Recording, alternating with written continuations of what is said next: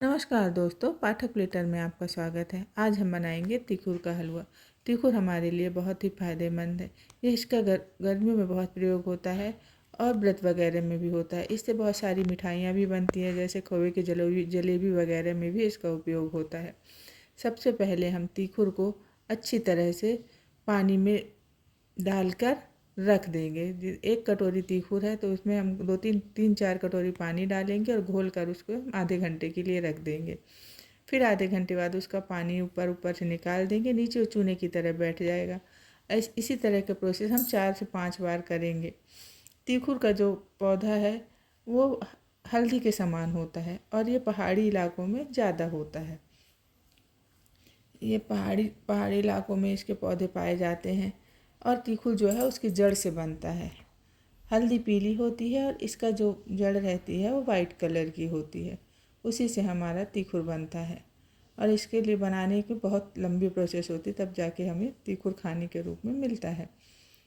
अब हम इसी तरह से करेंगे, बार बार पानी डालेंगे और उसे घोल कर रख देंगे। जब उस तीखुर नीचे बैठ जाएगा तो ऊपर का पानी निकाल देंगे। ऐसा करने से सारा कचरा भी ऊपर आ जाता है और हमारा तीखुर भी अच्छी तरह से साफ हो जाता है। पानी निकालेंगे, फिर पानी उसमें डाल कर रखेंगे। ऐसा करीब हम 4 से 5 बार करेंगे। अगर आपको तीखुर बनाना है तो कम से कम आप 2 से 3 घंटे का समय लेके चलिए। हर 15-20 मिनट में ऐसे ही पानी मिलाएंगे, फिर घोल के रख देंगे उसको। फिर वो जमेगा, फिर पानी निकालेंगे। ऐसे ही करते रहेंगे। फिर लास्ट में हम पानी मिलाकर उसे छन्नी से अच्छी तरह से छान लेंगे। छानने से जो उसमें बचा हुआ कचरा होगा, कुछ किसकिसी वगैरह होगी, तो वो छन्नी में रह जाएगी। छानने के बाद लास्ट में अच्छी तरह से चम्मच से हम उसे छान लेंगे। देखिएगा, छानने के बाद इसमें हम आपको कचरा दिखाते हैं कितना कचरा निकला है।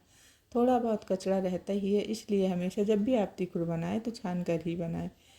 अब हम इसको गैस पर अपना गैस ऑन करके चढ़ा देंगे और इसमें हम 1 चम्मच घी डालेंगे। घी डालने के बाद उसे हम चलाते हुए पकाएंगे, क्योंकि ये बहुत जल्दी ही जेली जैसे नीचे उसमें जमने लगती है।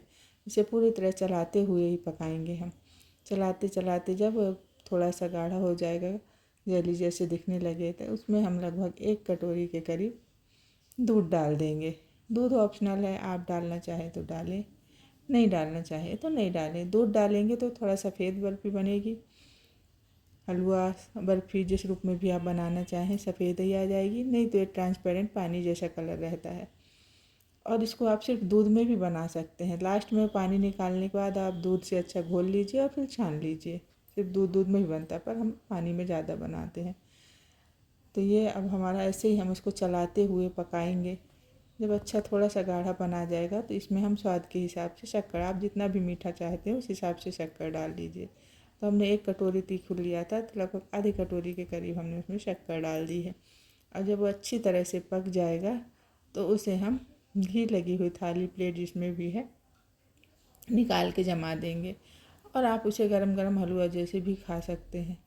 अब लास्ट में इसे हम कटिंग करके छोटे छोटे बर्फ़ी के टुकड़े में काट लेंगे। लास्ट में बनने के बाद एकदम जेली की तरह दिखते हैं और खाने में बहुत स्वादिष्ट रहते हैं और बहुत फ़ायदा करते हैं। गर्मी में ये पेट में ठंडक देते हैं।